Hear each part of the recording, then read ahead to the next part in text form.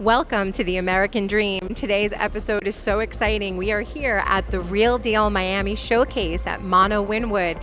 This is the largest real estate showcase in South Florida with over 4,000 guests expected to arrive and an incredible lineup of panelists. Looking forward to seeing and hearing Ben Carson, Grant Cardone, Michael Schvo, Don Peebles, and the list goes on and on. And most importantly, you get to meet the Real Deal team. Amir Karangi and his team put together the most extraordinary platform for all of us in the real estate industry. And I'm very excited to be here, and wait till you see what we got for you.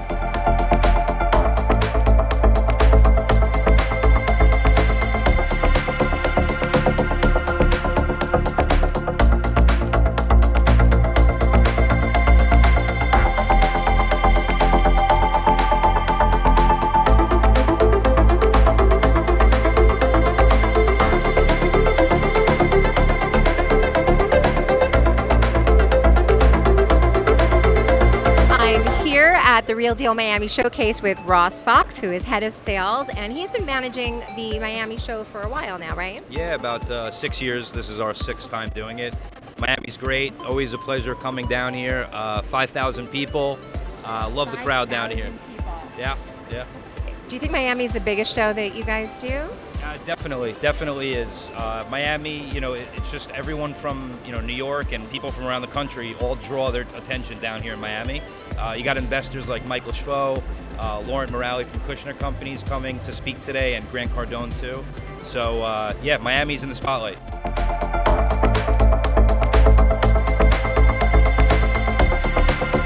So we're all familiar with, industry expos. They exist all over, and of course the ones in Miami are super exciting and vibrant, but the Real Estate Showcase has a completely different energy and star power to it, and everyone is very excited. I mean, the real estate industry, as colorful as it is, we are an industry of salespeople, but we have here some true powerhouses, developers, investors, high-end consumers.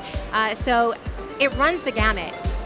Luxury residential, commercial, development, and all of the services that are needed to make this incredible industry tick. And everyone really comes here anticipating the panel discussions, because not only is it an expo to come and display everything that you can do, it's also an opportunity to hopefully meet and greet some of the most powerful people in the real estate industry. So in a few moments, we're going to have a word from the publisher, who is Amir Karangi, and then after that, he'll be introducing some really significant panel discussions, and it is a packed house. Go Brightline is here. They were here last year and actually part of the panel, so it's exciting to see them back here again. And they're stress balls.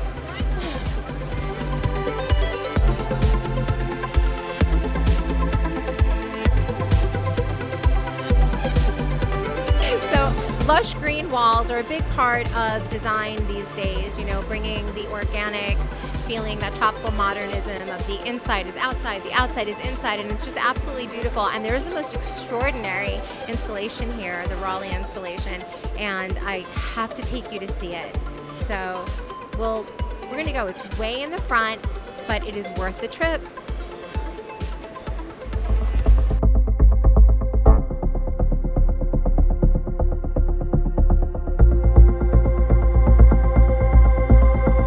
I'm here with the one and only Michael Schvo, standing in the most incredible installation I've ever seen at a real estate expo. So tell us about it and the Raleigh and everything that's going on.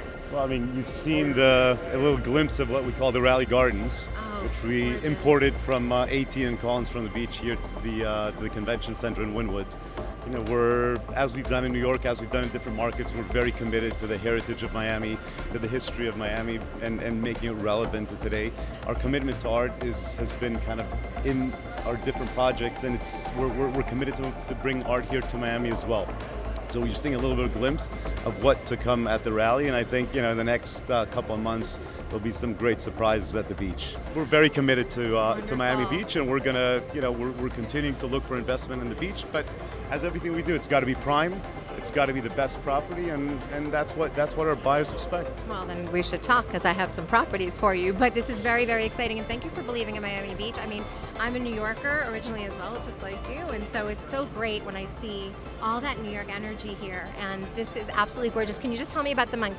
So the monkey, gorilla, the gorilla, Gorilla is, monkey? is a sculpture by French artist Francois Xavier Lalande. If you're a New Yorker, you've probably seen the Sheep Station installation that we did at the Getty. Yep. This sculpture is by the same artist. And you know, they were surrealists. Him and his wife were working together. She just passed away. They were surrealists, and they were really, it was about bringing kind of these animalistic sculptures into urban environments. If the sheep that you've seen in New York, the monkey that you see here in the middle, sitting in the middle of the grass in Miami Beach. And like I said, there's a lot of surprises coming to Miami Beach. We're committed to bring art, and we're committed to the city. Thank you. It's a Thank pleasure. you, Michael. Thank you very much. Thank you so much. It was great. And it's very important for us to provide you with the kind of information that you need to have an edge over everybody else. So to get that, we have to curate speakers that can give you new perspectives and new ideas. And we do that every year, and this year it's no different. And we have developers from New York here to talk because they're investing. I have two developers on the next panel who combined are investing over $1 billion in Miami. At the end of the day, I always tell everybody you make money on the buy, not on the sell. So your numbers have to pencil out from the very beginning. That said, I think it's also a very personal choice for me, having been in the condo market and having started my career within the condo multifamily sector. It was a natural progression to go into the rental side as you think about life and multi-generational holdings and kind of that long-term outlook and perspective, and wanting to make an impact on the community you're in. For me personally, I felt that it was just a greater impact to be in the multifamily market. I'm here backstage behind the scenes with Lisette Cardone of Neology. So welcome. Thank you so much. You did a fantastic job on the panel. So before we go into all of the areas and the projects that you have pioneered, I want to talk about Neology for a second. How did that name come about? You know, it's the study of something new, and neo and new and different, and I think that, you know, is very much underlying who we are. We're about, you know, breaking down barriers, you know, thinking outside the box, you know. Amazing. So neo just it just made a lot of sense, you know, new in the study of something new, and because it's always evolving, it just kind of fit. We started on the Miami River 20 years ago. Wow. When everybody said we were absolutely crazy, when the Miami River was known as really a working class river. It was, you know, working, but, you know, having had the opportunity to travel the world and see, you know, how the river was very much at the forefront of, you know, every great city. And when you look at Miami's history, Miami was founded on the banks of the Miami River. Oh, by, brilliant. interestingly enough, Brilliant. Miami is one of the few cities in the United States that was actually founded by a woman, Julia Tuttle. That's right. Yes, Julia yes, Tuttle yes. Causeway. Yes, We love this. Yes, back in 1896, a woman founded, you know, it's one of the few cities that was founded by a woman. So, and she actually founded the city on the banks of the Miami rivers. So 100 years later, I felt it was appropriate that a woman should continue her vision and finish her vision and bringing, you know, kind of urban living to the Miami River.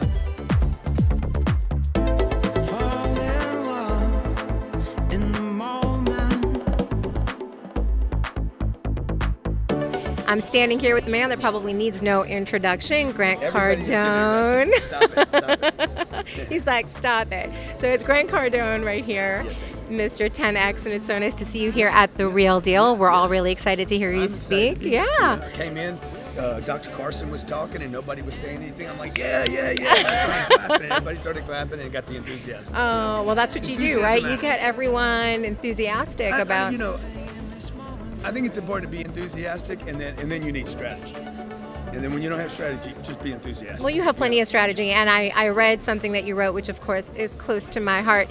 You said, every time I get money, I go broke again because I shove it into that real estate thing. That's right. That's right. Cash is trash. Cash is trash. And so basically I take pieces of paper, pieces of garbage paper made up, paper, and this business card right here is no good until I use it, right? That's right. And this trash is no good. This trash is Cash no good. is trash. I will put that in the trash for you. You want to take the trash? I got this. Take the trash out. I'm going to take the trash So out. the point is, because I want that to I want it to work for me. And a lot of people, there's $5 trillion sitting in home equity today that's not being used by mostly an aging population that should be grabbing that equity and putting it to use, whether they're traveling or investing. I'm talking about investing here, but I work hard in my business, my main business. I get any overflow cash and I take it and I buy residential real estate. Brilliant. Tangible assets. Typically commercial properties, like large apartment complexes. Oh, good. We have a lot Real to talk assets, about. concretes, bricks, and then it produces income. So that cash that was trash produces income for me and my family and my future. So you believe in real estate that is a long-term hold. You're not a flipper. I believe only in real estate. I do not Okay. believe in a dollar. I believe in real estate, in a particular kind of real estate, a real estate that pays me, not just the real estate I live in. And you've created a tremendous presence for yourself, not just on social media, but just in general. That was actually my son, who's 21 years old, said, "Mom, you have to listen to this guy, Grant Cardone." Yeah, and that's Brent, awesome. I have to give you this cash back because I'm Okay, standing here holding your see, cash. she doesn't want it. It's trash. Okay, so I end up with it again. But it's an interesting thing about cash because you can lose it. You can lose it. Somebody can take it. It's going down in value. So I'll put it back in my top pocket until I can get it invested. Until you can invest it I know, in some here real at the Real estate. Deal, I'll find somebody here that'll take it from me and sell me something. I'll take it. I'll sell you something. Okay. I'm here with the man of the hour, the man of the day, actually, Amir Karangi, publisher, founder of The Real Deal. Welcome. Hi, to your thank own you. Show. Welcome to your own Yeah. show. Yeah. So to cover any part of The Real Deal and not actually have an opportunity to speak with Amir would actually be a crime. I agree with that. Right? That's a good sentiment, yes. What you have done in, 16 years? It's almost 17. Almost 17 is nothing short of extraordinary. Yeah. Thank you. I know Grant out there referred to it as a magazine, but it's so much more. Right, it's events, social media, every media channel you could think of, The Real Deal uses to, distribute our content. But it's not just social media and where you're distributing your content. We in the industry use it as a reference guide. Yeah. There is not a single email that I get when I'm, communicating with clients and investors and other brokers that doesn't have a link in there. It's as seen in The Real Deal, as seen in The Real Deal. So we use it as part of our homework. It's part of our R&D. Yeah, that's the idea, to really provide really great news, stuff that's indispensable to the market. There's so much noise out there, and to really stick out, you have to provide news and content that really matters to people. And that's what we really focus on. We really double down on creating news and content that makes a difference to people's bottom lines and to people's lives. You've created a platform that is unrivaled. Thank you. There is no other publication like this, and there's not a single office I go into that doesn't have a whole slew of that big, Right. beautiful. Well, it did take a lot of doing, but we do have a product that we're all very proud of. I think everybody who works there is extremely proud to work at The They Real are. Deal, and we really focus on the content. We are a news organization, and we are really proud of that. We don't try to be anything other than that. Everything else is just a vehicle for us to distribute that news in, whether it's events, print, web, emails, social media, whatever it is, it's just a vehicle for us to put out our news, and that's what we do. And as long as we have really good content, our audience keeps growing and growing, which is Okay, great. so I'm really, really glad that you said that you're a news publication, because this is what I was going to say. Everyone loves you. Everyone loves The Real Deal. Everyone loves coming to these shows, using it as a reference, everything we've said. However, there is backlash, Yeah. because everyone wants to be painted in a pretty picture, and every once in a while, the news is the news. It's real, and you keep it real. Yeah, I think it's, the more transparency you have, the better it will be for everybody. But then So as a the more- publisher, you're getting some of that backlash. Yeah, when people 100%. aren't happy. And that's part of the job. That's why I get paid the big bucks. But I'm okay with that, and I'm okay with also educating people on how we function as a news organization. I'm so surprised by people's attitude towards the First Amendment. There is a real reason why, freedom of the press was the number one thing the founding fathers put on. Brilliantly said. Because it is Absolutely. to have transparency and to be honest with your audience is absolutely vital. And that'll create an honest audience. It'll create an honest market, and it's better for everybody. And look at the 2008 recession that happened. There was so much misinformation out there about that, and that was one of the reasons. journalists didn't question the bankers. They didn't question them. They just took the facts in as they were, and that's why the market blew up. Because nobody really questioned those people. And now I think a lot of people have learned those lessons, and now people are challenging, power and holding power accountable, and that's key. That's absolutely key. And the people who call to complain are usually the very powerful people.